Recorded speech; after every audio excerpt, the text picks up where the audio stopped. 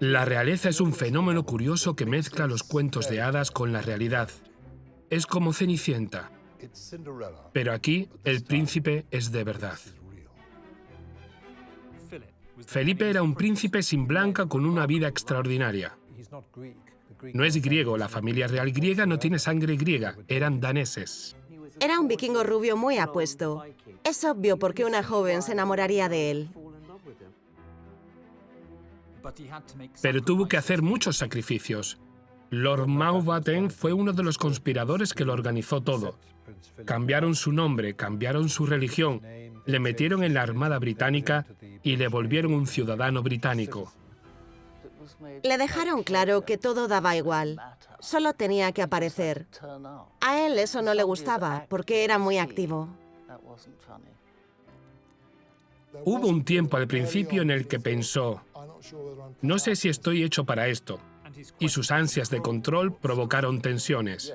El príncipe Felipe puede tener un poco de mal genio, te puede gritar.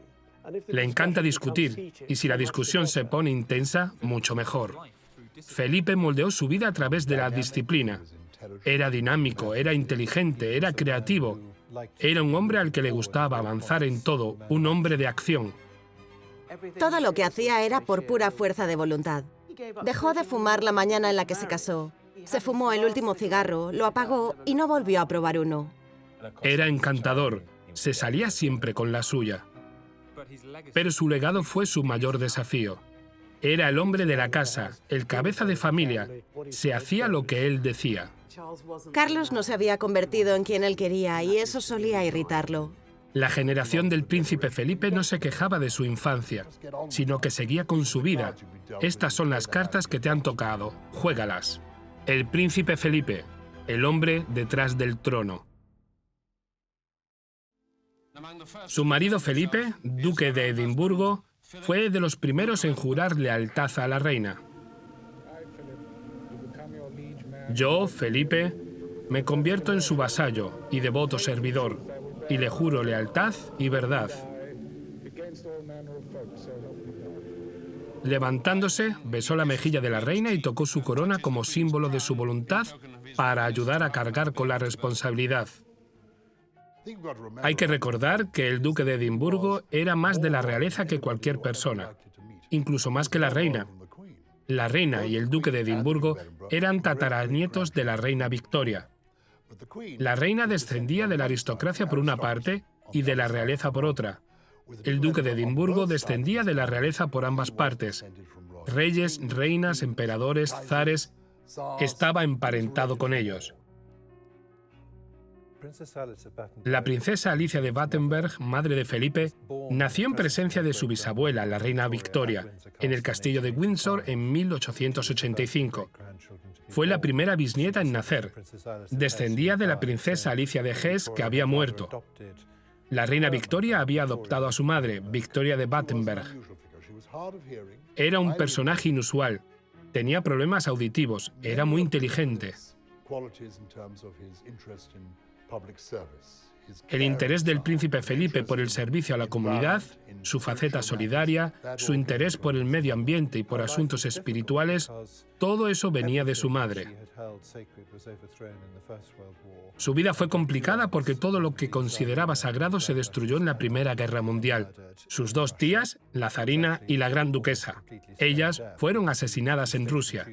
Era casi sorda por completo, porque tenía bloqueadas las trompas de Eustaquio, lo que le hacía ser solitaria. Era una chica muy guapa e inteligente.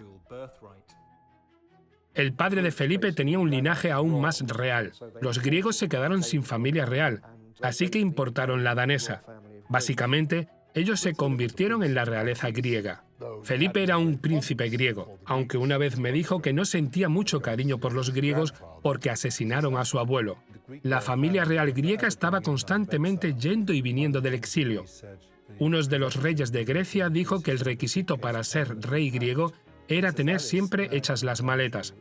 La princesa Alicia se casó con el príncipe Andrés de Grecia y se fue a vivir a Grecia. Tuvo 4 hijas y mucho después un hijo, el príncipe Felipe.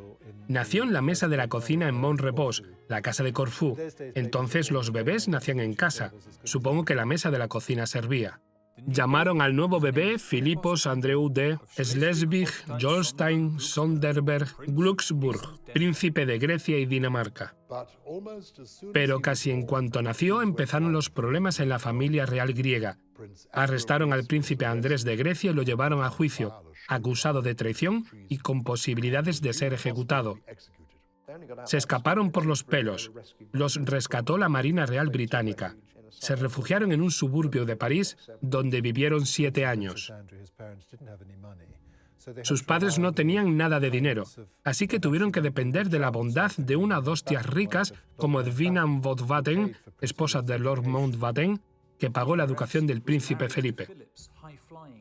La heredera estaba casada con el tío de Felipe, un hombre con grandes ambiciones dinásticas. Su padre fue hacia el sur de Francia, donde acabó viviendo con una amante en un yate. Su madre tuvo una crisis nerviosa y acabó en un manicomio de Suiza. Durante varios años, el príncipe Felipe no vio a ninguno de sus padres. No vio a su madre en 2 o 3 años. No le enviaban una carta por su cumpleaños, ni por Navidad, ni tenían ningún tipo de comunicación.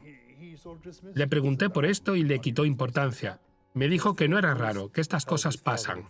El príncipe Felipe siempre apreció mucho a su padre. Cuando escribí una biografía de su madre, se ofendía cada vez que mencionaba a su padre. Yo diría que consiguió convencerme de que pensaba que su padre era un buen padre, pero no consiguió que yo pensara que su padre era un buen padre. Creo que su padre era un hombre destrozado. Cuando estaba exiliado en París, iba al Ritz a tomarse unas copas y a pasar un buen rato con unos amigos.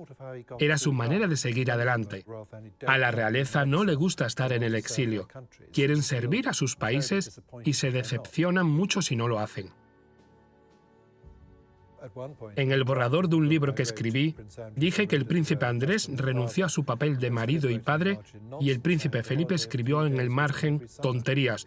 Todos los veranos pasaba 3 días con él. Yo creo que eso no es ser un buen padre. Su padre huyó del hogar familiar. Era un hombre libertino que se jugaba los ahorros familiares en los casinos de Montecarlo. Su madre tomó el hábito y se hizo monja. El príncipe Felipe era un hijo obediente, a pesar de que su madre no estuvo presente durante una gran parte de su vida. Le solía escribir muchas cartas contándole las cosas que había hecho. Tenían una relación cercana. En sus últimos años fue a vivir al Palacio de Buckingham. El conde Mountbatten, tío de Felipe, la llamaba Alicia en el Palace. El príncipe Felipe me dijo una vez: mi padre estaba lejos, mi madre estaba enferma y tuve que seguir adelante. El príncipe Felipe se volvió un refugiado en los países de sus familiares lejanos. El príncipe Felipe no tenía dinero. Su familia tenía muchos parientes ricos, que tenían muchos castillos y casas, pero ellos no tenían dinero. Incluso tuvo que poner cartón en las suelas de sus zapatos porque tenían agujeros. No tenía dinero, pero no le importaba porque tenía mucha confianza.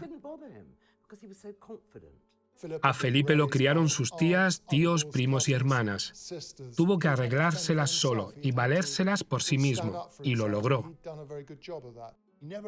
Nunca hablaba de su difícil infancia, pero tuvo que ser un desafío. La única prueba la encontramos en los libros de visitas. Si consultamos uno de los años 30, veremos todas las casas en las que estuvo. Lo he visto varias veces. Nos visitaba y ponía su nombre en la lista y firmaba, y en la columna de dirección escribía «sin domicilio fijo». Así que durante su infancia tenía que saber que no tenía domicilio fijo, pero nunca se quejó. La mayor constante de sus primeros años fue su abuela Victoria, princesa de Battenberg y marquesa de Milford Haven. Fue la que le compraba la ropa del colegio, porque su padre no se preocupaba por él y su madre no estaba allí.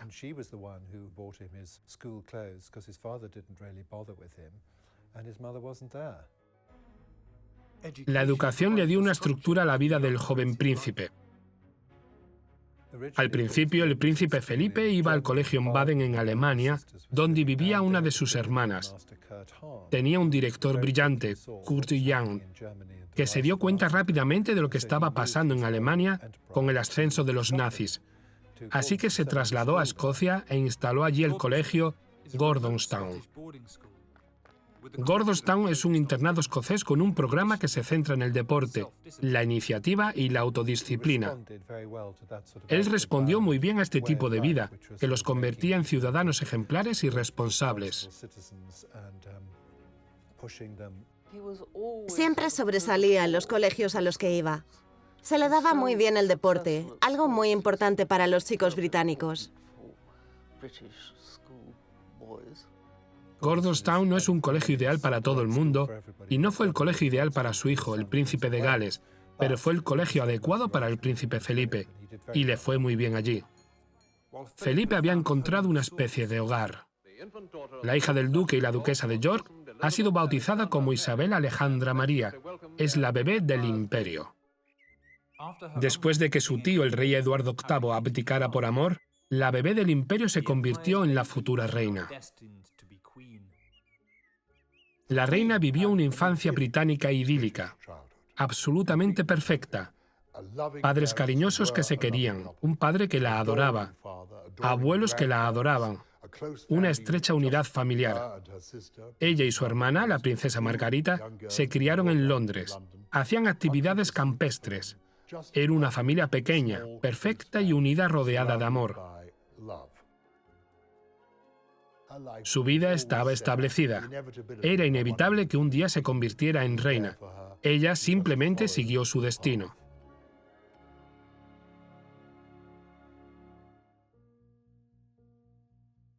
Desde que era muy pequeña, Isabel acompañaba a sus padres en giras y visitas reales.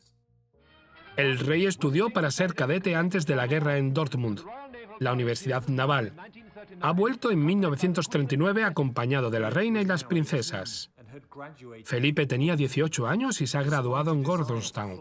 Quería entrar en la Real Fuerza Aérea, pero su tío, Louis Mountbatten, le encaminó hacia la Armada. La influencia de Lord Mountbatten es interesante.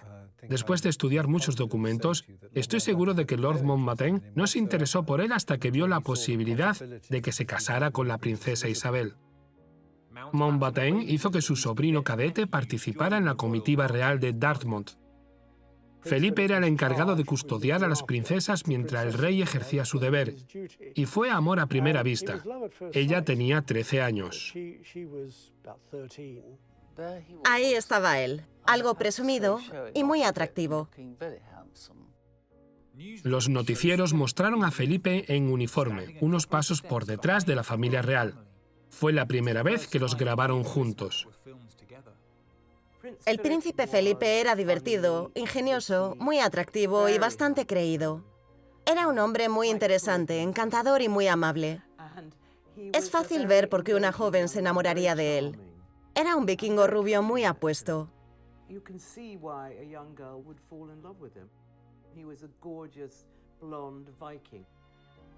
Cuando se fueron, Felipe remó su bote siguiendo a la barcaza real, diciendo adiós con la mano. Fue bastante atrevido.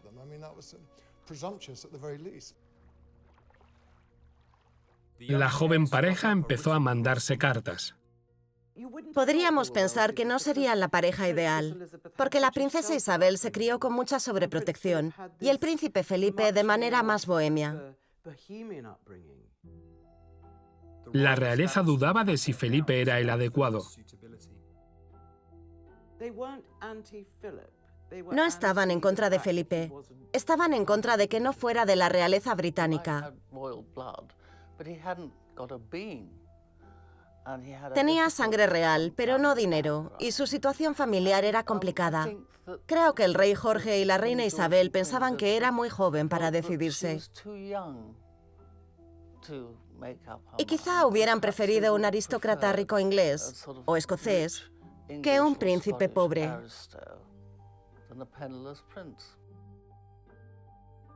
El príncipe Felipe metió la pata en cuanto llegó a Balmoral a conocer a los padres de la princesa Isabel, el rey Jorge VI y la reina Isabel. Entró en la sala e hizo una reverencia, porque llevaba una falda escocesa. Pensaba que así se ganaría a sus futuros suegros, pero a ellos no les hizo ninguna gracia. Los cortesanos no eran amables con él. Pensaban que era ignorante, que no había tenido una educación buena. No había ido a Eton, que es lo que se hace en la corte. Me dijo que cuando fue al castillo de Windsor, un sirviente le llevó hasta su habitación. Y él, impaciente, le dijo al sirviente: «Ya sé cómo ir, mi madre nació aquí».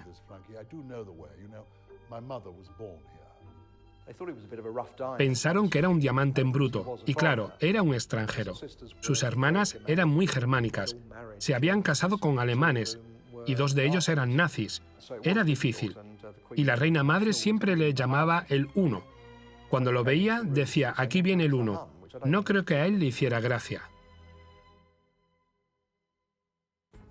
Su hermana Sofía, que se convirtió en princesa de Hannover, había estado casada con el príncipe Cristóbal de Hesse, que murió en 1943. Él era miembro del partido, algo que decepcionó a todo el mundo. Sin ninguna duda estaban decepcionados porque Hitler reclutó a muchos príncipes alemanes. Cecilia estaba viviendo en Darmstadt. Se había casado con el gran duque, que acababa de heredar el título. Cuando estaban viajando a Inglaterra para acudir a la boda de su hermano con Margarita Geddes, el avión chocó con una chimenea en Ostende debido a la niebla y todos murieron. El padre de Felipe le dijo que fuera a su despacho. Cuando empecé a trabajar allí, me dijeron: «Sucedió una tragedia», y a él le importaba mucho su hermana, sobre todo entonces porque estaba embarazada. El bebé nació en medio del accidente. Él viajó con su padre a Darmstadt para ir al funeral. Allí había una hilera de ataúdes. Había una gran influencia nazi en Darmstadt, pero el príncipe Felipe no tenía la culpa. Estaba allí para asistir al funeral de su hermana. Pero seguro que había visto lo que pasaba y era consciente de ello. Era algo difícil para él, y más cuando se iba a casar con la reina. Los cortesanos más estirados pensaban que era un alemán.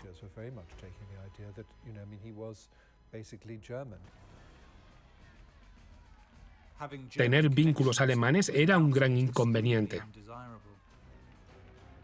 Estamos en guerra y vamos a seguir en guerra hasta que los otros se rindan.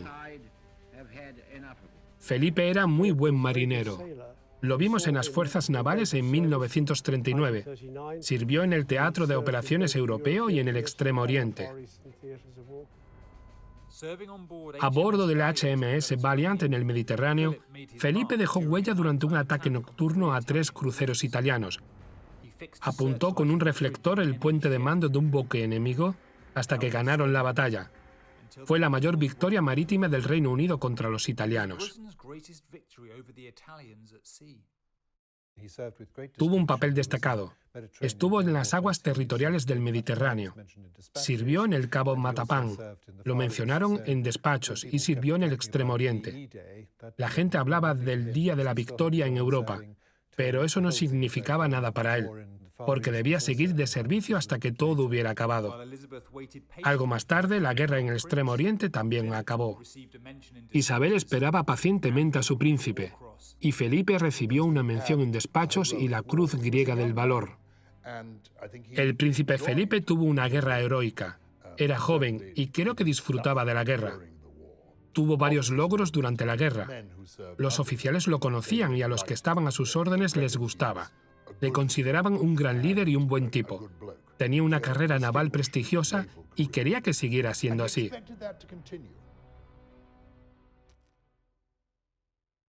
La heroicidad de Felipe no había pasado desapercibida en su país. Ni sus padres ni ella querían que viviera demasiado refugiada. Se estaba convirtiendo en una mujer. Su autosuficiencia era evidente. Durante la guerra, la princesa Isabel tenía una fotografía de él en la repisa de la chimenea. Su cuidadora le dijo: «Deberías quitar eso porque si no, la gente va a hablar». Así que Isabel se fue y volvió con otra foto de Felipe con barba. Dijo: «Así nadie lo va a reconocer». La victoria hizo que Isabel, que ya había cumplido los 20, se reencontrara con Felipe.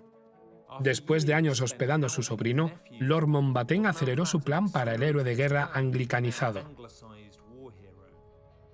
A su tío le gustaba mucho y organizó todo. Le cambiaron su apellido de Schleswig, Holstein, Sonderburg, Glücksburg a Mountbatten. Le cambiaron la religión de la Iglesia Ortodoxa de Grecia a la Iglesia Anglicana y lo convirtieron en ciudadano británico.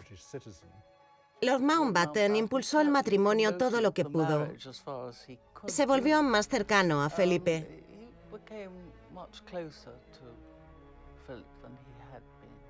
Un acontecimiento real precioso fue la boda de la hija de Lord Mountbatten, Patricia. Las dos princesas fueron sus damas de honor. En la puerta de la iglesia, el príncipe Felipe de Grecia, teniente Mountbatten, les echó una mano con los abrigos. Felipe era un principito medio alemán, lo que hacía que mucha gente sintiera indignación y descontento. Eso también afectó a la familia real y les preocupaba la unión.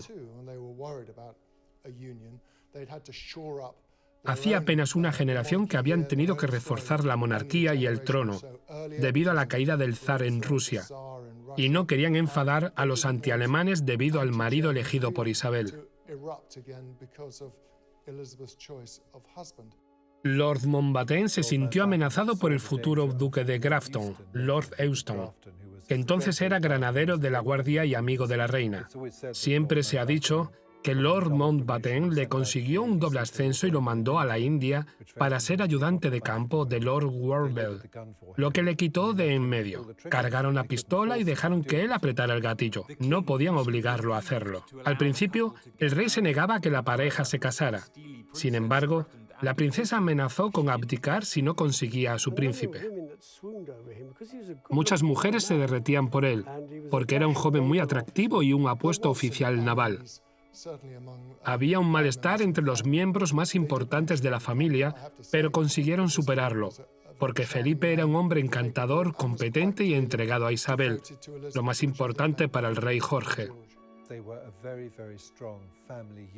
Era una familia muy sólida, y eso significaba romperla. El rey adoraba a su hija y probablemente no quería que las cosas cambiaran. Creo que muchas familias se preocupan cuando su hija se casa con el primer hombre del que se ha enamorado. El rey Carlos se los llevó a todos a Sudáfrica para ver si la unión funcionaría, y así hacer que todos tuvieran que esperar más. Después, se dio cuenta de que iban a seguir adelante y así ocurrió. Después de un año, hicieron público el anuncio de su compromiso. Me alegra mucho tener a mi futuro marido a mi lado. La gente estaba entusiasmada. Estaban en los austeros años de guerra. Londres era una ciudad sucia, gris y bombardeada. De repente, una espléndida pareja se iba a casar. Todos se identificaban con la felicidad de su romance. La reina madre quería que la reina se casara con un granadero de la Guardia. Había muchos en Windsor durante la guerra, y dijo, ¿no se enfadarán los granaderos? En realidad estaban tan enfadados que no dejaron que el príncipe Felipe fuera coronel del regimiento en 1952, algo no muy amable. Dejó de fumar la mañana de su boda. Se fumó su último cigarro, lo apagó y nunca volvió a probarlos. Eso es típico de él. Todo lo que hace es por fuerza de voluntad. Como fumarse un cigarro y decir, ya está, no vuelvo a fumar.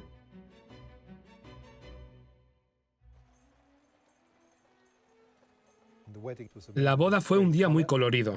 Seguía siendo una ocasión para llevar uniformes de gala, así que no había túnicas rojas ni nada por el estilo. Y seguía habiendo racionamiento. Aún así, dio a la gente esperanzas para el futuro. No invitaron a ninguna de las 3 hermanas con vida a la boda, lo que les molestó. Por suerte, en la coronación de 1953 querían estar allí y así fue. Gandhi le mandó un cubrebandejas que había hecho para ella. Y la reina María, la abuela de la reina, lo malinterpretó y pensó que era su taparrabos y dijo, ¡qué asco!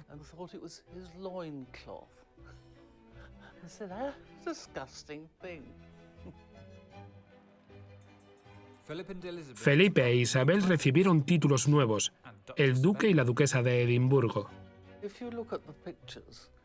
Si miras las imágenes de la pareja en su luna de miel en Broadlands, la casa de Lord Mountbatten, verás que se miran con ternura. El príncipe Felipe escribió cosas muy elegantes sobre ella. Dijo que era maravillosa.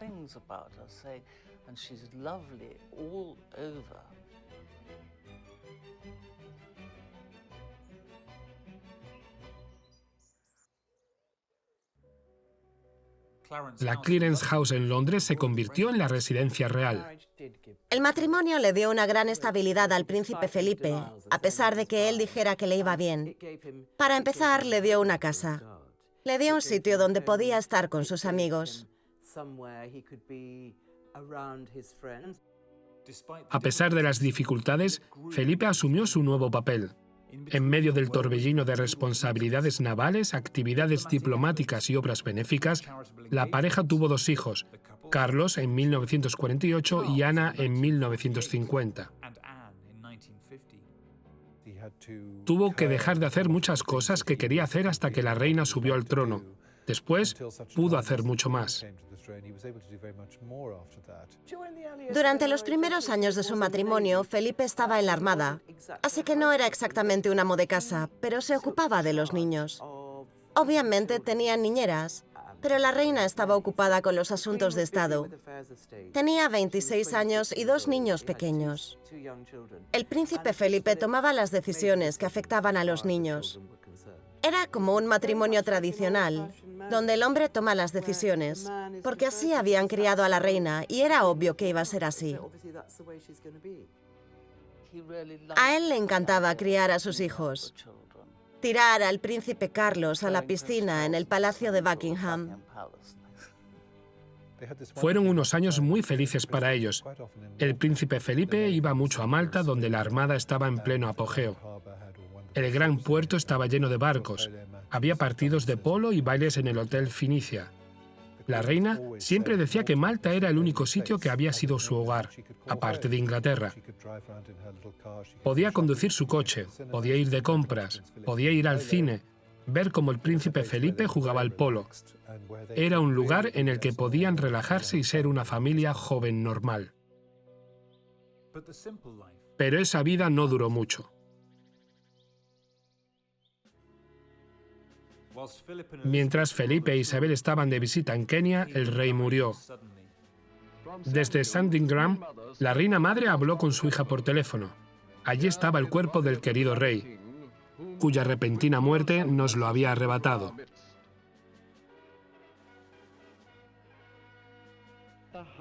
La gran y poderosa princesa Isabel Alejandra María, debido a la muerte de nuestro soberano, se ha convertido en nuestra reina por gracia de Dios.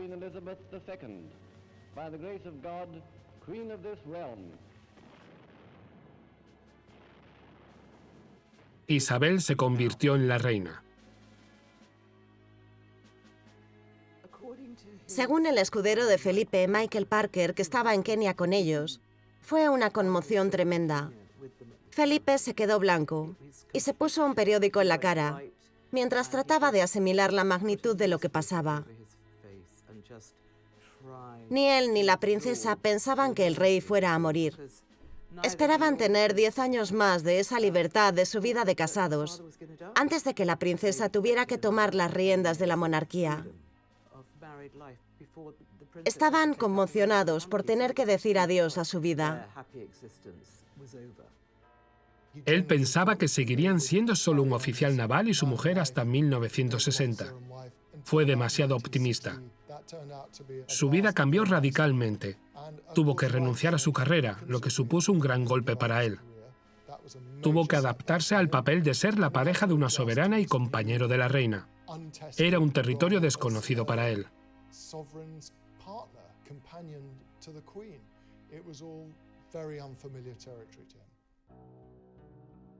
Como consorte de la reina, Felipe recibió títulos. Probablemente fue uno de los golpes más fuertes a los que se tuvo que enfrentar, porque odiaba que le dieran un nombramiento que no se había ganado. No le podías dar ninguna condecoración si no podías probar que se la merecía. De repente, le nombraron almirante de la flota, mariscal de campo y mariscal de la Real Fuerza Aérea. Lo odiaba, y es fácil saber por qué. Su tío, Lord Mountbatten, consiguió ser jefe de la Armada. Su abuelo también lo había sido.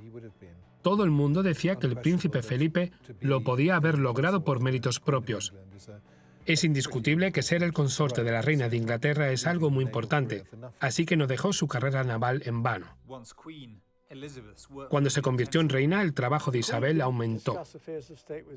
La reina no hablaba de asuntos de Estado con el príncipe Felipe, porque la Constitución no se lo permitía. Es soberana por una ley del Parlamento y por herencia, y recibe los documentos del gobierno. Él era el príncipe del Reino Unido, pero no estaba autorizado a ver ningún documento estatal. Le dije al duque de Edimburgo, ¿sabías lo que hacer? Y me dijo, no tenía ni idea. Le dije, ¿la gente te decía lo que hacer? Y me dijo, no me decían qué no hacer. Cuando Isabel se convirtió en reina, su papel estaba definido.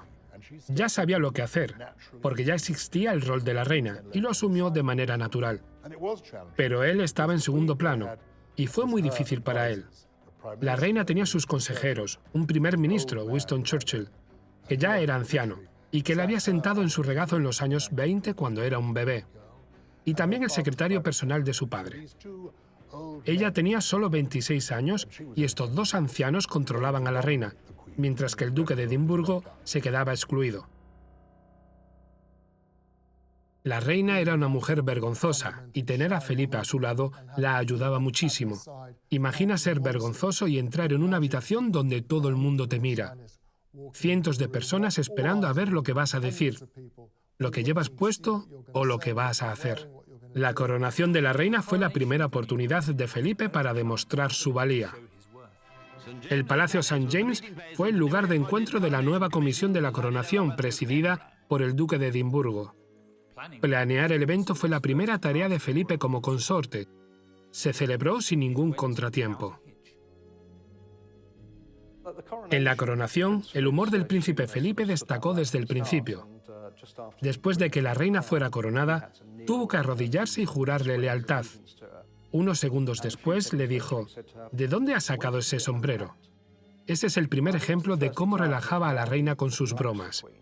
Era el complemento perfecto para ella, porque le hacía reír en momentos serios. El día de la coronación, la familia real se reunió en el balcón del palacio para recibir la aclamación de sus súbditos. Pero fuera del matrimonio, Felipe estaba frustrado por los intentos de la clase dominante británica de frenar su influencia. Cuando la reina subió al trono, el primer ministro, Winston Churchill, insistió en que el príncipe Felipe no podía darles el apellido Mountbatten a sus hijos. El tío de Felipe, Lord Mountbatten, se pasó de la raya. Lord Mountbatten presumió en una cena de que la casa de Mountbatten reinaba en el país y no se equivocaba del todo. Lo que pasó fue que el príncipe Ernesto de Hanover, que estaba en esa cena, fue a ver a la reina María y le contó lo que Lord Mountbatten estaba diciendo. Ella llamó a Churchill y le dijo, esto no puede ser. Churchill era una persona muy poderosa. Creo que intimidó a la reina para que siguieran siendo la Casa de Windsor. Había muchas razones para ello. La Casa de Windsor era muy buen nombre para la Casa Real. Todo el mundo conoce el castillo de Windsor. Fue una decisión muy inteligente. Windsor también era un nombre inventado en 1917. Pero Felipe estaba molesto porque la mayoría de los hombres le dan su apellido a su familia. La arrogancia de Mountbatten había sellado el destino de la dinastía. Felipe estaba furioso y su relación nunca se recuperó por completo. Felipe dijo, no soy más que una maldita ameba. Se quejaba de que era el único hombre que no compartía apellido con sus hijos. Eso le disgustaba. Y también las restricciones de lo que podía hacer y lo que no. No podía hablar tan abiertamente como antes. Los cortesanos tradicionales del Palacio de Buckingham eran muy desagradables con él. No les gustaba. Pensaban que era un don Juan. No aceptaban sus opiniones y sus ideas de modernización. Era un joven brillante, ingenioso y testarudo. No le gustaba la organización del Palacio de Buckingham. Pensaban que eran muy estirados. Pensaba que era ridículo que los sirvientes llevaran peluca. Quería ser más que un simple soplo de aire fresco. Iba a hacer grandes cambios si se quedaba, pero al principio hubo un tiempo en el que pensaba, no sé si estoy hecho para esto. Una gira mundial le dio a Felipe un escape de las restricciones de la vida real. El príncipe Felipe se fue a Melbourne a inaugurar las Olimpiadas de Australia. Y podríamos decir que secuestró el yate real Britannia y navegó durante 3 meses con sus amigos. El príncipe Felipe estuvo fuera casi 6 meses con su caballerizo, Michael Parker. Hicieron una gira mundial en el Britannia. Por supuesto, surgieron los rumores, y la gente pensaba que tenía amantes en todo el mundo. Los periódicos, especialmente los extranjeros, estaban llenos de conjeturas que decían que el matrimonio estaba en peligro. El príncipe Felipe era un macho alfa. Le describiría como un hombre de hombres, porque se podía mezclar con los hombres y ser un hombre de hombres, pero también podía ser un hombre de mujeres. Podía conseguir que las mujeres sonrieran y se convirtieran en gelatina.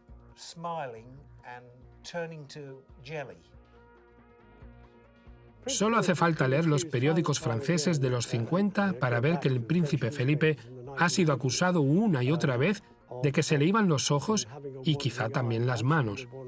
A comienzos de los 60, se descubrió que el príncipe Felipe iba a Thursday Club, un local de Londres al que iban personas muy atrevidas. También se rumoreaba que había conocido a muchas mujeres allí. Se rumoreaban muchas tonterías sobre orgías en el Thursday Club. Yo creo que en realidad eran veladas de hombres borrachos.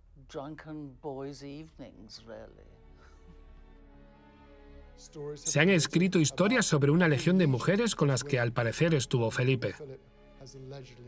Tenía buen ojo para las mujeres guapas. Le gustaba la compañía de las mujeres guapas. Hubo muchos rumores. Es difícil saber si ocurrió alguna aventura física o simplemente amistad y atracción. Ese es el problema.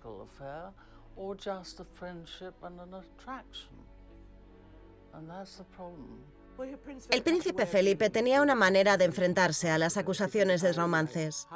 Decía, ¿cómo podría hacerlo si siempre me acompaña un detective y estoy rodeado de gente?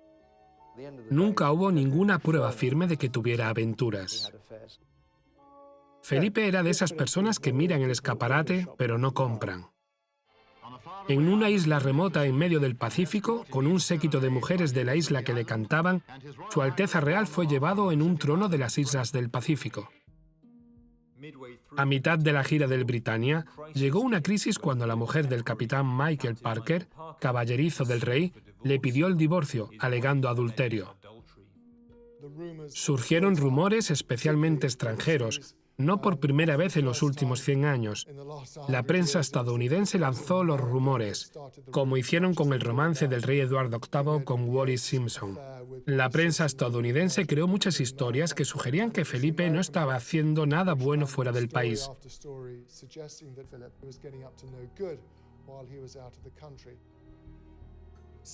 Los rumores preocuparon al Palacio de Buckingham y a la reina, que autorizó al palacio a publicar un único comunicado sobre el estado de su matrimonio con el príncipe Felipe, diciendo que todo estaba bien. Pero viajó hasta Portugal para reunirse con él antes de que volviese al Reino Unido. Fue un gesto significativo ante estos rumores y quería mostrar que el matrimonio iba bien.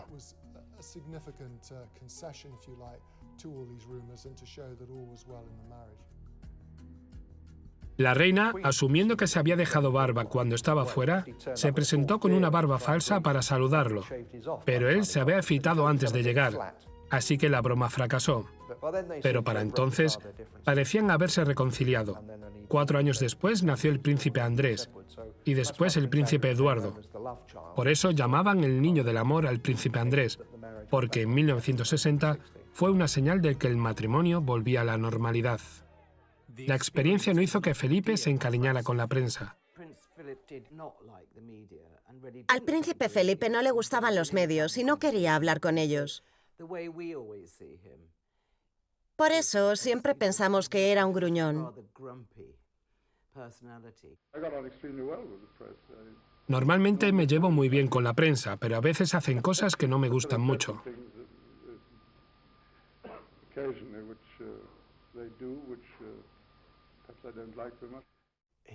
Se marchaba en cuanto alguien preguntaba algo absurdo. Un reportero le preguntó, ¿qué tal el vuelo, señor? Y él dijo, ¿alguna vez has montado en avión?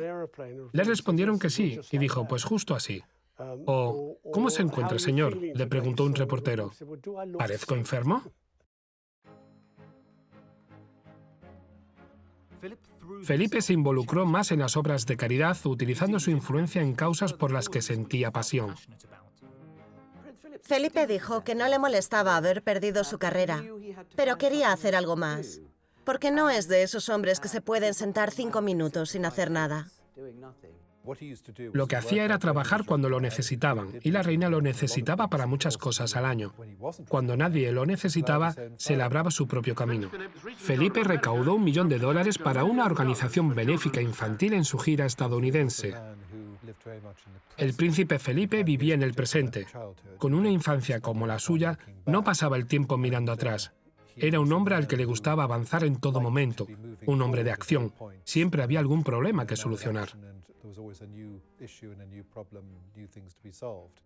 Poco después de la guerra, se creó la Asociación Nacional de Campos de Juego, porque las autoridades locales querían edificar en lugares bombardeados y en zonas verdes, porque había una gran escasez de viviendas, ya que las habían arrasado durante la guerra.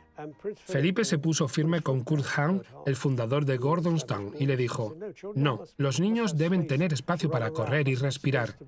Y por eso tenemos tantos espacios abiertos, parques y zonas verdes en el Reino Unido. En gran parte es gracias a él y la gente no lo sabe». Fue la primera organización benéfica nacional en la que participó al comprometerse con Isabel en 1947. Lo que me sorprendió al ir a la sede fue que A, él era el presidente y estaba allí, y B, encontró a alguien muy activo y comprometido con la causa. Estaba interesado en la psicología. Leía mucho a Carl Jung, el psicólogo analítico suizo. Jung pensaba que las personas felices miraban hacia el exterior y no se interesaban por ellos mismos. Se interesaban por los demás y por el mundo, la naturaleza, la ciencia, el arte, el mundo entero. Felipe tenía sus reservas con la gente que está todo el rato pensando en ellos mismos, abrazándose a sí mismos, siendo amables con ellos mismos. No se pegaba mucho a esa gente. Le interesaba muchísimo el estado físico de los jóvenes. Una vez dijo que le preocupaba que niños del futuro solo tuvieran que preocuparse de mover un cuchillo y un tenedor. Lo dijo décadas antes de que nos empezara a preocupar la obesidad. El programa Premio Duque de Edimburgo ha mejorado la vida de millones de personas. Educa en el liderazgo y ofrece la posibilidad de conseguir varios certificados. Conseguir el nivel oro es un gran logro. Fue la primera persona de la realeza en hablar de la sobrepoblación. Hablaba de la conservación. Sabía que algunas especies morirían si no se protegían. El príncipe Felipe fue el presidente del Fondo Mundial para la Naturaleza, el WWF, durante muchos años. Podía ir a cualquier país y reunirse con los jefes de Estado. El trabajo que hizo con la conservación fue increíble. También redujo la carga de la reina de gestionar las propiedades reales. Se dio cuenta de que podía ayudarla mucho en ese ámbito. Estaba al mando de gestionar las propiedades de Sandringham y de Balmoral. También era el guardabosques adjunto en el castillo de Windsor. Su aporte a la sostenibilidad de las casas fue enorme. Quería encontrar su propio papel y lo logró gracias a los diferentes procesos en los que se involucró. Y también gracias a las más de 830 organizaciones en las que participaba.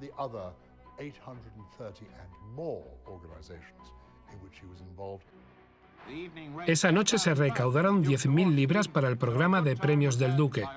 Todos lo pasaron bien. Cambió la vida de muchas personas. Una vez me dijo: nunca hay que dejar de recaudar fondos. Cuando le sobrepasaba el ciclo interminable de responsabilidades reales y benéficas, se refugiaba en las casas de campo familiares. Si trabajas para alguien poderoso o rico y famoso como la familia real, sabes que tienen dos vidas, la del trabajo y la del disfrute.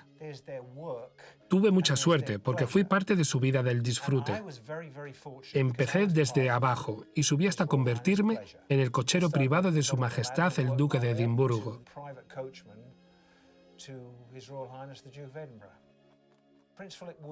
El príncipe Felipe venía del Palacio de Buckingham al castillo de Windsor y pasaba el fin de semana con los caballos.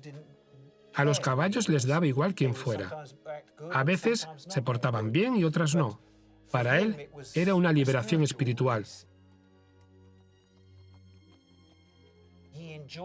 Le gustaba que los caballos no hicieran siempre lo que él decía. Creo que era su terapia.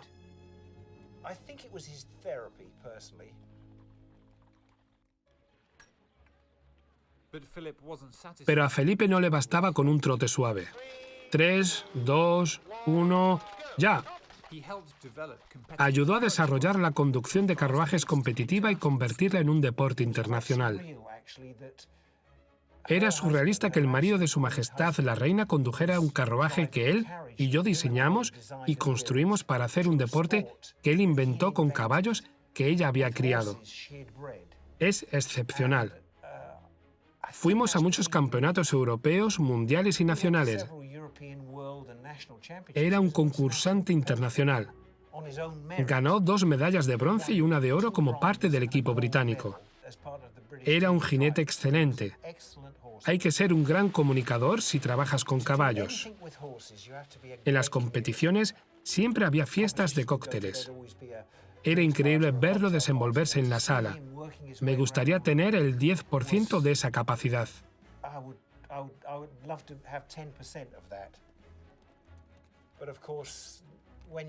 Por supuesto, en plena competición, a veces el príncipe Felipe hablaba a sus caballos como un marinero cuando estaban sorteando obstáculos y no iban donde él quería.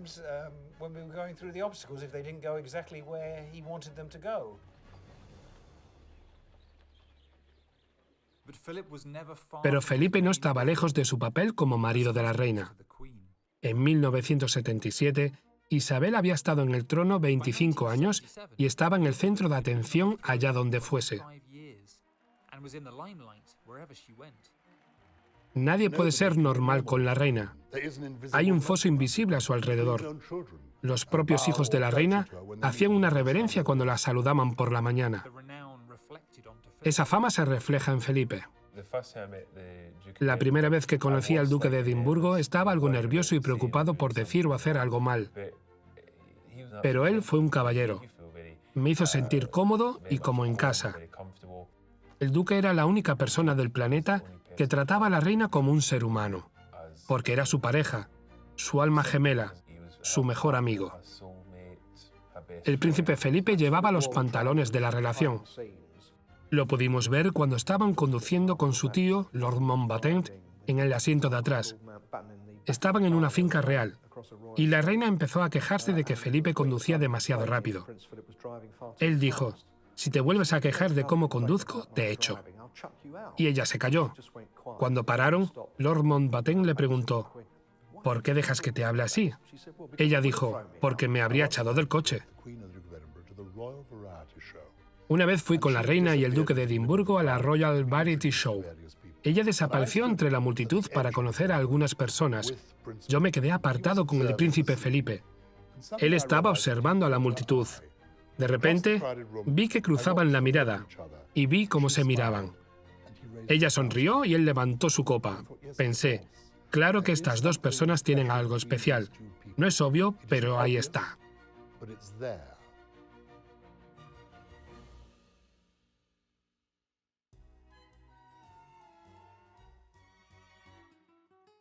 Felipe desempeñó bien su papel de representante de Su Majestad. Le encantaba representar ese papel. Siempre se vestía de forma impecable. Era consciente de lo que llevaba puesto. Cuando iba a un evento, siempre llevaba la corbata adecuada. Siempre llevaba un pañuelo en el bolsillo, exactamente como lo llevaba su padre. Venía de una época en la que los hombres se vestían muy bien. Nunca saldría sin camisa, corbata y chaqueta. Eran los días del Hollywood clásico.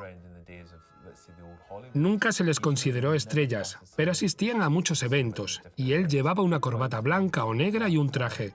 Siempre estaba impecable. El estilo de Felipe tuvo tanto impacto que consiguió un estatus espiritual.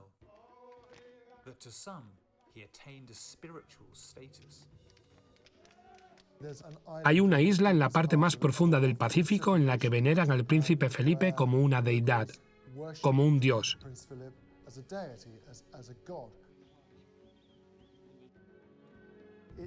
Es el único lugar de la tierra donde es superior a su mujer, porque en el resto del mundo ella es la soberana, es la reina, y él es el hombre que va 2 pasos por detrás.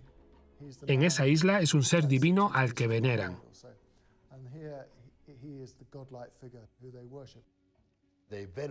Lo veneran como a un dios.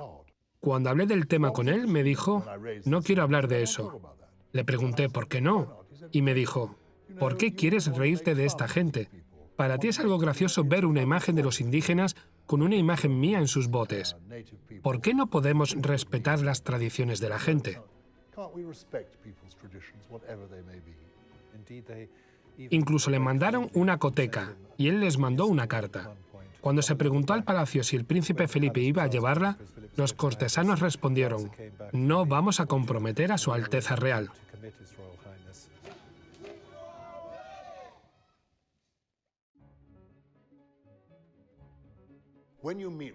Conocer a la realeza siempre es difícil. Una vez alguien dijo, cuando la realeza sale de la habitación, es como sacarte semillas de los dientes. Es un alivio, porque es muy incómodo. El duque de Edimburgo lo sabía, y cuando iba a conocer gente, se esforzaba por hacer que al menos alguien se riera, y normalmente lo conseguía. Van a presenciar la mayor revelación de la historia. Siempre me lo pasé bien con la reina y el príncipe. Intentaba tomarme un día para seguir al príncipe Felipe.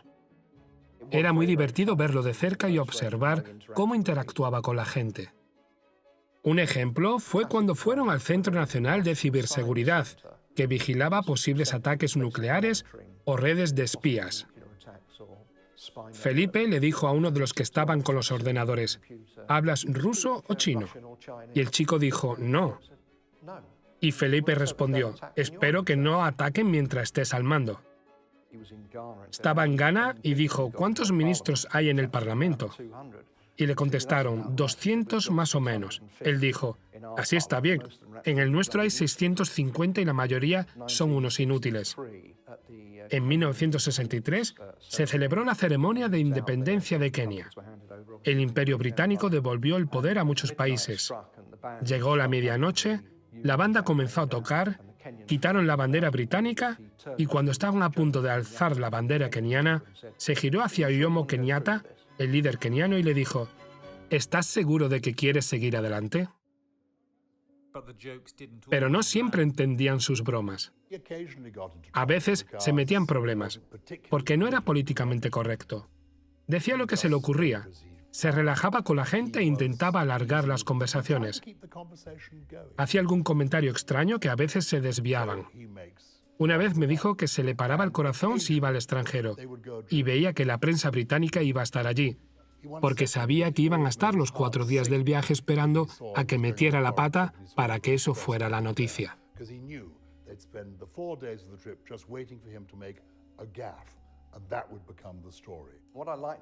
Me gustaba que cuando metía la pata nunca pedía disculpas.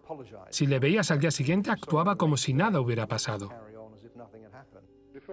Si estás hablando con alguien y ponen delante una grabadora unida a esos largos dispositivos con los que puedes enterarte de una conversación a 20 metros, te pones nervioso. Decía que los medios no lo entendíamos, que él solo intentaba romper el hielo. Le gustaba provocar a la gente y hacerles reír. A veces era ofensivo, había que reconocerlo. Recuerdo pensar, diga lo que diga, no va en serio. Era su forma de ser. Lo maravilloso del duque de Edimburgo es que no hay ningún mito. La gente no me pregunta si algo es verdad, porque es una persona transparente. Así es él.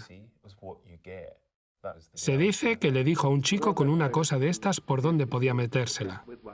Me alegro de que lo apartara de mí.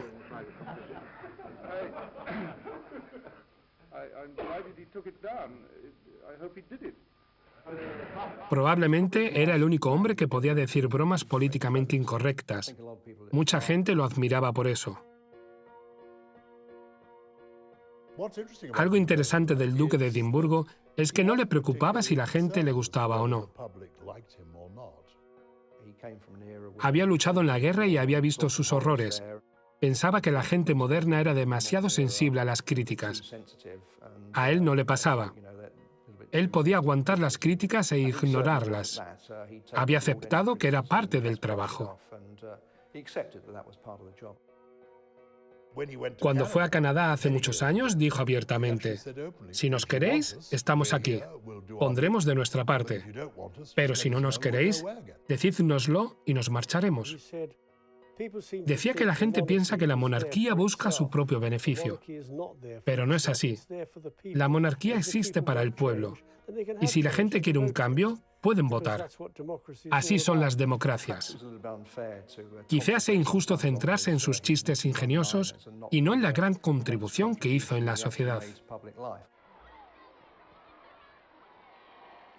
Debido a la atención mundial, necesitaba protección. El príncipe Felipe toleraba a los policías y le gustaba su libertad. Nunca había tenido protección hasta que se casó con la reina y después se tuvo que aguantar. Le gustara o no, la seguridad era importante. En 1979, Lord Mountbatten, que era el mentor del príncipe Carlos, fue asesinado por una bomba de Lira. Cuando estábamos en Sandringham o Balmoral, si quería estar solo, nos íbamos. Al fin y al cabo, si el príncipe Felipe se montaba en el coche y se iban sin un agente de protección, no podíamos hacer nada. A Felipe no le preocupaba mucho la seguridad. Era un hombre fuerte y sano. Había que charlar con él de cosas interesantes, como la conducción de carruajes. Yo solía decirle: ¿puedo ir con usted? Me gusta la conducción de carruajes. No voy como guardaespaldas. Y entonces te dejaba acompañarlo. Y en otras ocasiones le tenía que decir: señor, necesita que le acompañe un policía hoy. Felipe tenía que adaptarse a menudo a los problemas de seguridad. Los fines de semana me decía: tenemos un invitado este fin de semana. Un día me dijo: vamos a llevar a la señora Reagan en el carruaje. El presidente Ronald Reagan y la primera dama, Nancy Reagan, fueron al Reino Unido a una visita oficial. La seguridad era estricta. El príncipe Felipe salió a dar un paseo. Dijo: maldita mujer. Le pregunté: ¿qué pasa, señor? Dijo: tenemos que tener a agentes del servicio secreto conduciendo el carruaje. Los hombres de seguridad llevaban un traje de 2 tallas más pequeño y no tenían cuello, sino la cabeza puesta directamente sobre los hombros. Nosotros estábamos en el carruaje. La reina y el presidente montaban unos caballos de Canadá. El carruaje pasó entre unos conos de plástico que estaban colocados a 15 centímetros del carruaje. Y pasamos entre los conos. La primera dama dijo: ¿qué es eso? Y Felipe contestó: se lo muestro. Y empezamos a trotar alrededor de los conos. Me giré y vi a la reina y al presidente y pensé: con toda esta seguridad íbamos a matar a la mujer del presidente por unos conos. De manera constitucional, el príncipe Felipe no tenía ningún papel oficial, pero la reina podía decidir si consultaba los asuntos con él. En los asuntos familiares, acataba lo que decía, como cualquier mujer de su generación. Felipe era la cabeza de familia. Ese era su papel. La reina dejó claro cuando empezaron a tener hijos que ese papel no cambiaría. El primogénito Carlos sería rey algún día. Felipe tenía una relación muy cercana con su hija, la princesa Ana, y con el príncipe Eduardo. Nunca estuvo muy unido al príncipe Carlos, porque no era el hombre que él esperaba, y eso le irritaba. Una vez le pregunté al duque de Edimburgo por su relación con Carlos. Le dije: creo que los dos son muy parecidos. Andan igual, hablan igual, comparten muchos intereses como la juventud, la naturaleza, el medio ambiente. Me frenó y me dijo: no, no, no. Sí, somos muy parecidos, eso es obvio, pero hay una diferencia fundamental, y es que Carlos es un romántico y yo soy un pragmático. Es cierto que el príncipe Felipe era un pragmático. Le gustaba solucionar los problemas y hacer cosas. Era una persona práctica, no un romántico. No son para nada la misma persona. Creo que el príncipe Felipe esperaba mucho del príncipe Carlos. Cuando al príncipe Carlos se le ocurría un nuevo proyecto, como una iniciativa ecológica o alguna idea para la arquitectura o la agricultura, su padre siempre lo cuestionaba. Siempre intentaba ponerlo contra las cuerdas y sacarle información de por qué quería hacer eso. A veces estaba de acuerdo con él, pero nunca se lo diría directamente. Siempre intentaba que la gente explicara todo para asegurarse de que sabían por qué lo hacían. Hubo un tiempo en el que los medios no paraban de hablar del príncipe de Gales y su relación con sus padres, y de que no se llevaba bien con ellos. Es lo mismo que cualquier familia. A veces te llevas bien con ellos y otras no. Pero esta es una familia de perfil alto. No pueden estornudar sin que se diga que tienen gripe. No pueden toser sin que se diga que tienen bronquitis. Todo lo que hacen se mira con un microscopio y sale en las noticias.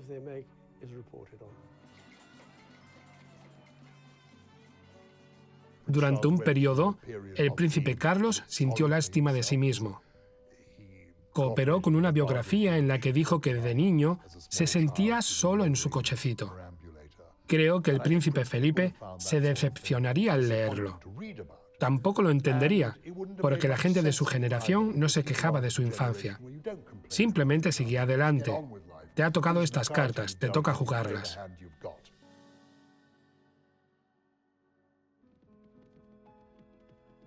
Felipe vio cómo las relaciones de Carlos dominaban los medios. La llegada de Diana Spencer provocó una mayor atención. Creo, al principio, que Felipe se entendió bien con ella. Felipe había sido un forastero. Diana también lo era un poco. Ambos se casaron con alguien de la realeza. Era una forastera en lo que a la familia real respecta. No lo era tanto para la vida lujosa inglesa, porque era la hija de un conde.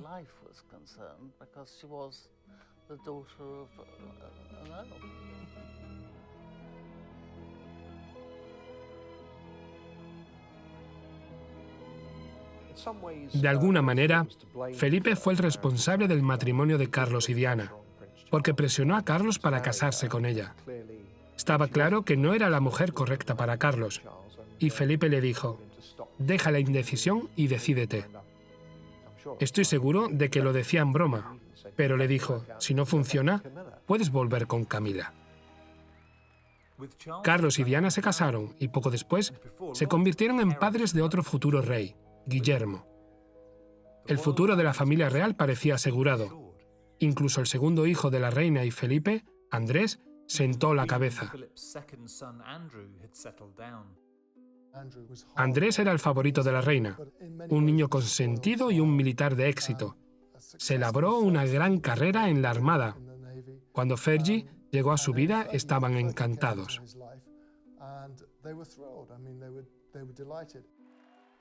Sarah Ferguson tenía antepasados aristócratas y una carrera prometedora en publicidad. Felipe aprobaba la unión. Al principio la acogió con los brazos abiertos.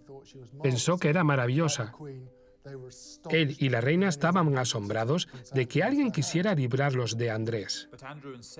Pero la relación de Andrés y Sarah se encontró con problemas y llegó a las portadas de los periódicos cuando la fotografiaron haciendo topless mientras su asesor financiero le chupaba los dedos de los pies. Cuando el fiasco de los pies salió a la luz en verano del 92, Felipe enfureció. Pensó que Sarah había avergonzado a la familia real y dejó claros sus sentimientos.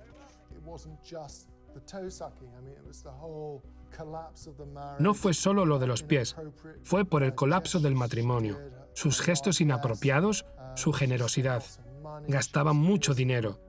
Siempre estaba comprando cosas, viajando en primera, haciendo cosas poco reales de manera indigna. No quería tener nada que ver con ella. Si entraba en una habitación, él se iba. Llegó hasta un punto en el que solo aceptaban a Fergie en las casas reales si Felipe no estaba presente. Su relación nunca llegó a recuperarse.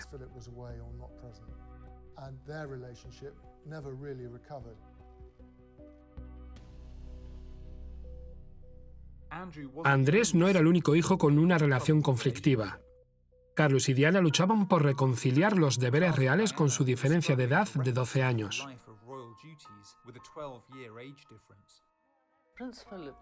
El príncipe Felipe y la princesa Diana se llevaban muy bien. Él sentía compasión por ella y creo que no le gustaba cómo Carlos la trataba. Le escribía cartas a Diana en las que se refería a él y a la reina como papá y mamá y la apoyaba. Los deberes reales afectan mucho a los matrimonios de la realeza, lo que no sucede con otros matrimonios. Él intentaba ser comprensivo y atento. El matrimonio del heredero al trono era importante. Era importante para el país, para la monarquía y para la mancomunidad. Sentía que, si podía, debía intervenir. Leí las cartas que le escribió a la princesa de Gales y también leí las respuestas. Las cartas de ambos son muy buenas, son muy conmovedoras, sobre todo teniendo en cuenta lo que acabó sucediendo. Felipe trataba de ayudarla a encontrar cosas en común con Carlos. Por ejemplo, decía, a los dos os gusta la ópera, ¿por qué no intentáis ir juntos? Hacía cosas así. En su día le dije a Diana, son cartas muy útiles y alentadoras. Ella sabía que lo eran, pero decía que cuando las recibía, le costaba aceptar la razón por la que se las mandaba.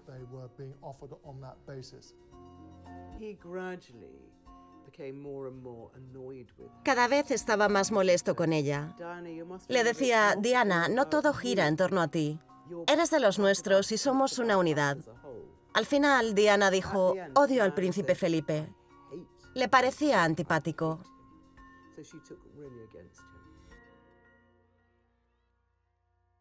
Felipe no estaba acostumbrado a no salirse con la suya. Diana me dijo que Felipe gritaba a sus trabajadores y les dijo a Guillermo y Enrique que nunca hablaran así a la gente que trabajaba para ellos.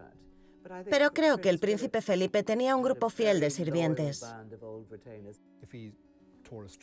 Si echaba la bronca a alguno de sus empleados, después iba y les decía, ¿podéis revisar estos documentos? Y pensabas, vale, ya todo va bien. Si me equivocaba o si él pensaba que me había equivocado, le decía, bueno, hemos hecho esto por A o por B. A veces lo aceptaba, pero otras veces decía, pues podrían haberlo hecho mucho mejor. Y decías, sí, buena crítica, pero podías debatir con él. ¿Le gustaba debatir? No, prefería discutir. Y si la discusión se ponía intensa, mejor. No lo llamaría discusión, sino competición de gritos. Eran buenas discusiones, buenos debates. A pesar de los debates con Felipe y de la presión, Diana declaró la guerra. El príncipe Felipe le decía a la reina, Lilibet, tienes que solucionar lo de Diana. En ese momento estaban en el punto máximo de la guerra de los Gales, y la reina pensaba que si no hacía nada, acabaría solucionándose. Y el príncipe Felipe se lo reprochaba y le seguía diciendo, tienes que hacer algo. Cuando la reina se enfrenta a algún problema político, pide consejo y lo aplica. En su interior hay dos personas. Una piensa, ¿qué debería hacer la reina? Y la otra, ¿qué quiere hacer la reina? Felipe escribió una carta sugiriendo que vivieran por separado y continuaran con sus deberes. Sin embargo, a la pareja no le pareció la solución adecuada.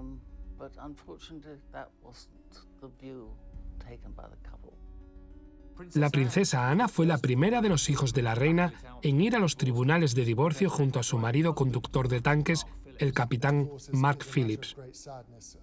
Un divorcio es algo muy triste y para la familia real, que 3 matrimonios fracasaran, tuvo que ser algo sorprendente y muy inquietante. Creo que el príncipe Felipe pensaba que si no lo podían solucionar, era mejor que acabaran con el matrimonio antes de que su publicidad destructora afectara más a la monarquía.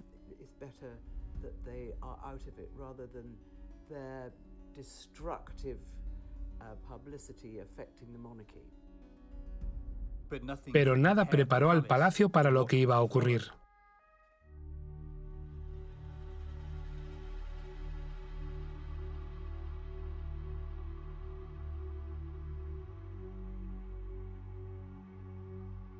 La muerte de Diana puso un foco intenso sobre la familia real.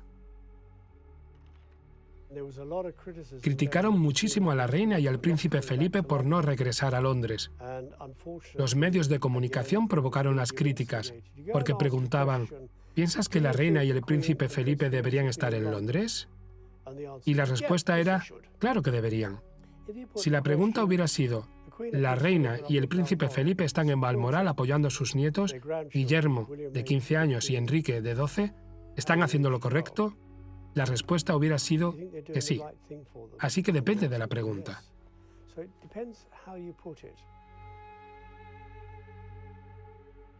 Fue un periodo muy difícil, y la monarquía sobrevivió gracias a la reina y al príncipe Felipe, que siguieron adelante con la cabeza agachada.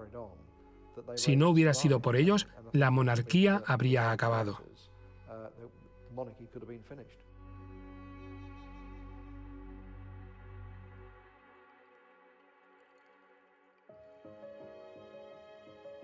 Solo algunos meses después de la muerte de Diana, Felipe e Isabel celebraron sus 50 años de casados. Creo que la lección principal que hemos aprendido es que la tolerancia es el ingrediente esencial de cualquier matrimonio feliz. Les puedo asegurar que la reina irradia tolerancia y abundancia. Después de medio siglo, el duque de Edimburgo, Felipe, desarrolló muchas aficiones que la reina toleraba. Le interesaban muchas cosas: la ciencia, la tecnología, la industria. La lista es muy larga. También las artes, los cuadros. Tenía una colección enorme de cuadros que iba comprando. Era un ornitólogo muy reconocido. El príncipe Felipe escribió más de una docena de libros. Ha escrito sobre conservación, ha escrito sobre ciencia, ha escrito sobre conducción de carruajes y sobre gestionar propiedades. Le fascinaba la religión comparada. Tenía amigos budistas, musulmanes y judíos. Fue al Vaticano a una audiencia privada con el Papa Juan Pablo II. Pero no quería contar todo eso en público. No era su estilo. Estudió religión en profundidad. Tenía una colección de 600 libros de religión. De hecho, publicó 3 libros sobre la fe y el medio ambiente. Nadie los lee. Son muy complicados de entender. Era un lector voraz. Sofía de Wessex, la mujer del príncipe Eduardo, me contó no hace mucho que estaba leyendo constantemente, incluso teniendo más de 90 años.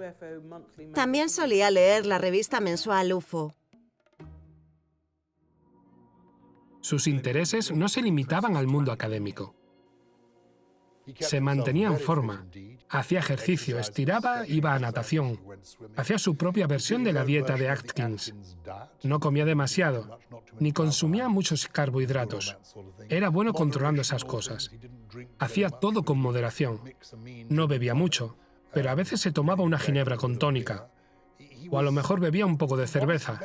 Tenía mucha disciplina. Cuando era joven, corría por los jardines de la mansión Windlesham con ropa deportiva y jerseys, como hace la gente ahora. Y la reina se reía de él y decía, ¿por qué estás corriendo con toda esa ropa? Y él decía, porque quiero sudar.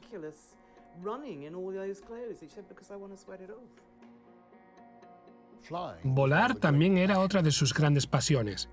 Comenzó a hacerlo cuando tenía 20 años y lo hizo hasta que tuvo más de 60. Voló tanto durante su vida como cualquier persona de la Real Fuerza Aérea. Sentí que si aprendía a volar, entendería algunas de las exigencias y dificultades de los pilotos militares o de aerolíneas.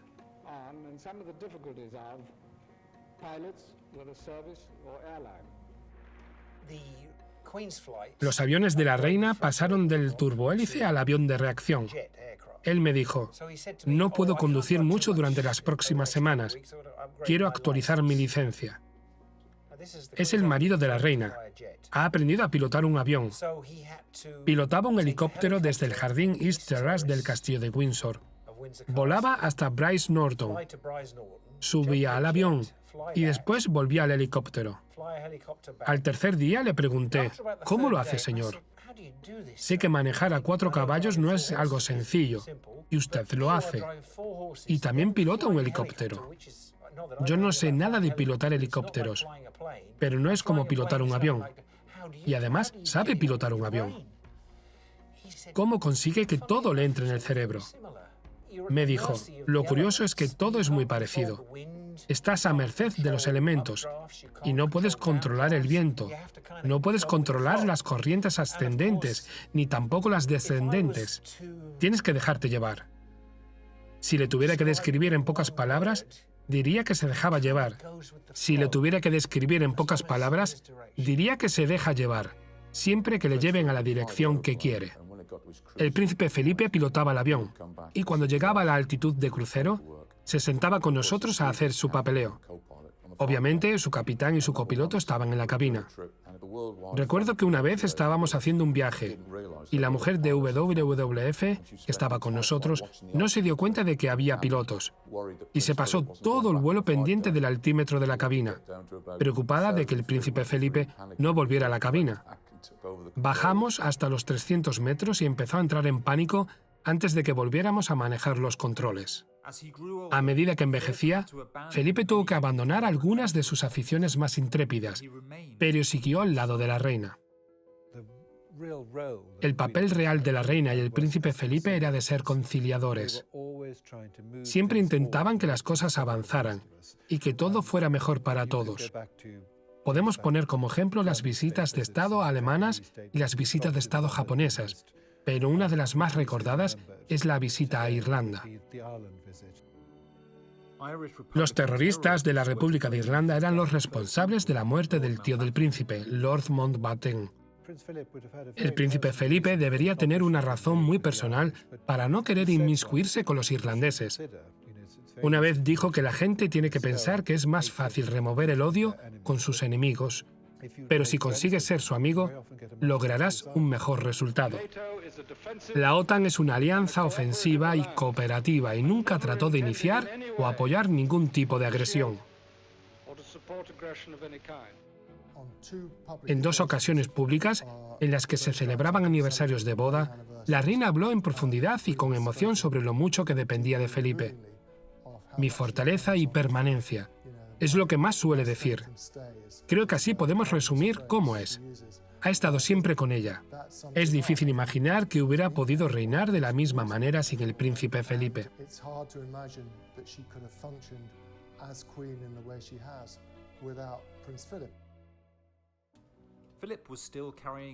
El príncipe Felipe siguió ejerciendo sus deberes reales hasta que tuvo más de 90 años.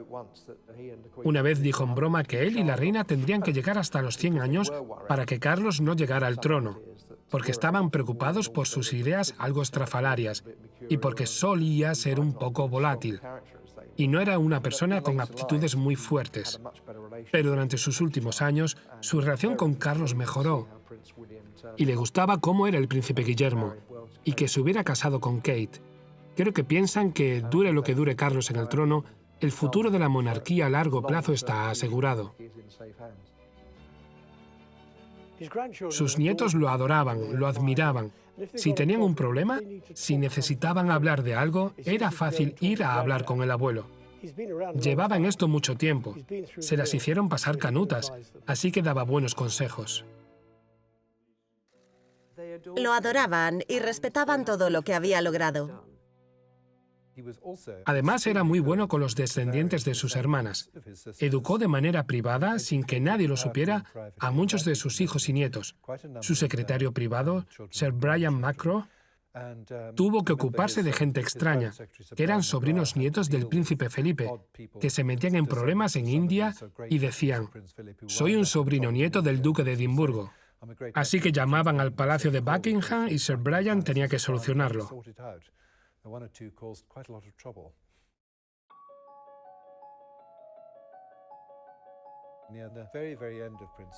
Al final de la vida del príncipe Felipe, como había llegado a una edad tan avanzada, la reina decidió que podía jubilarse y que no tenía que seguirla a todos los compromisos a los que solían ir juntos. En los últimos años, en algunas ocasiones, él simplemente iba y hacía algún que otro comentario extraño.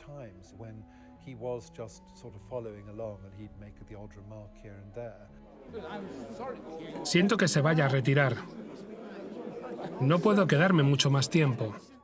Quería alejarse de la rueda real, de las idas y venidas de la vida en palacio.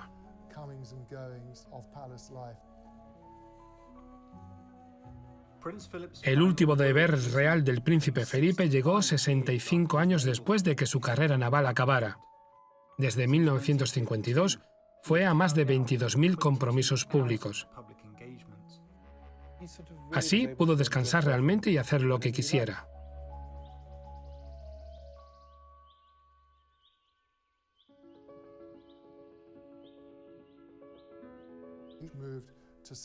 Se mudó a Sandringham. No estaba viviendo en una casa muy grande, sino en Good Farm, una modesta casa de campo de la familia real.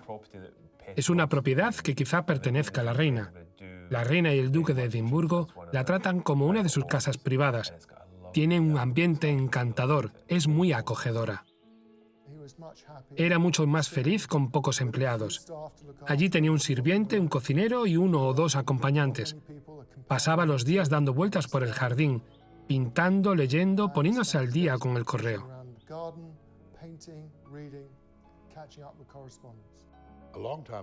Hace mucho tiempo, Isabel, la reina madre, cumplió 100 años y le dije a Felipe, ¿le gustaría llegar a los 100? Me dijo, Dios, no puedo imaginarme nada peor.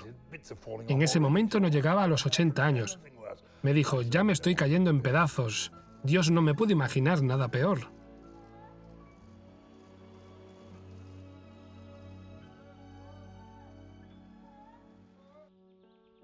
Solo 2 meses después de cumplir 100 años, Felipe murió de vejez en el castillo de Windsor, con la reina a su lado.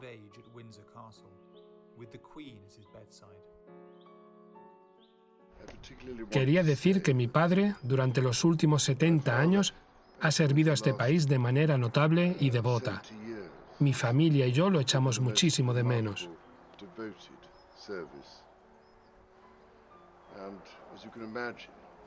My family and I miss my father enormously.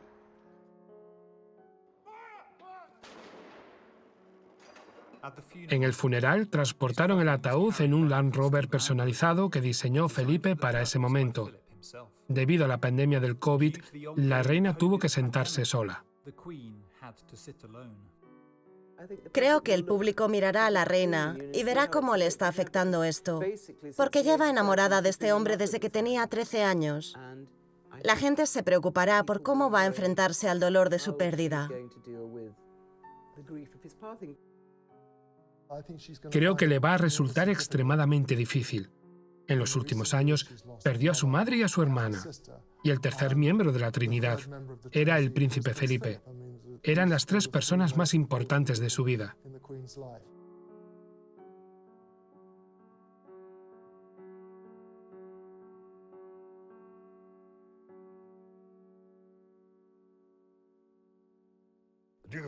Le pregunté al duque de Edimburgo, ¿cómo quiere que sea su epitafio? Y me dijo, no sé, hice lo que pude por mantener el espectáculo a flote mientras estuve aquí. De hecho, si consideramos un éxito el largo reinado de Isabel II, el coautor del éxito fue el duque de Edimburgo. Apoyó siempre a Isabel y entendía cómo apoyarla y cómo amarla. Es un hombre que venía de un mundo en el que se daba por hecho que los hombres eran los líderes. Muy pocas mujeres habían sido jefas de Estado fuera de las Islas Británicas.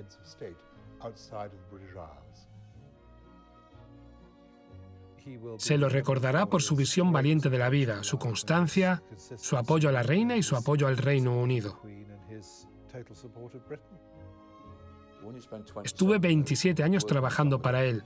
Lo echo de menos y siento mucho respeto por él. Si buscas alguno de sus discursos o conferencias de los años 60 y 70, verás que parecen proféticos.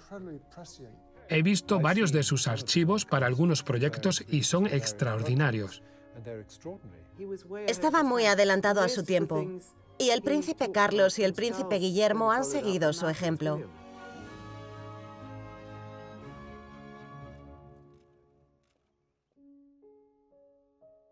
En sus inicios fue el príncipe sin blanca y después un héroe de guerra, un consorte y un hombre de familia. Felipe forjó su propio legado.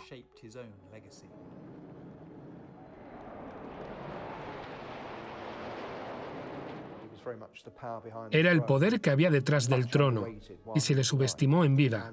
Los jóvenes de la realeza van a tener problemas para reemplazarlo. Es increíble pensar que el príncipe Jorge, si vive hasta la misma edad, será el primer monarca del siglo XXII. Si la monarquía dura hasta entonces, sentirán que han tenido éxito.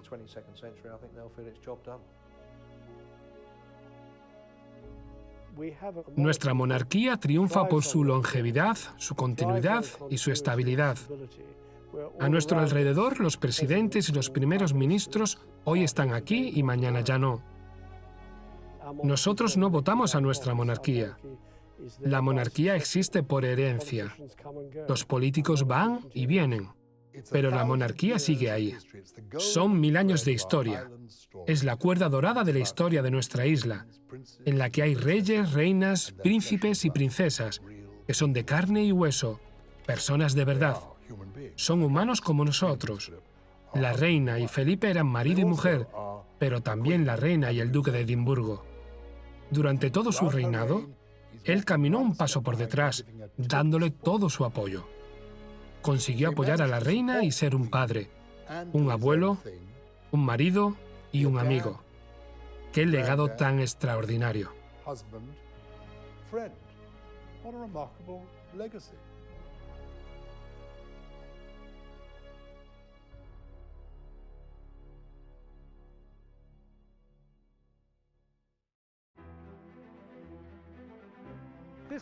La Commonwealth se creó porque la gente hizo sacrificios y ofreció sus servicios. Ahora es nuestra. Si no nos sacrificamos por ella, no tendremos nada que ofrecerles a los que vengan después. El mundo perderá algo mucho más valioso que una gran idea. of much greater value than just a grand conception.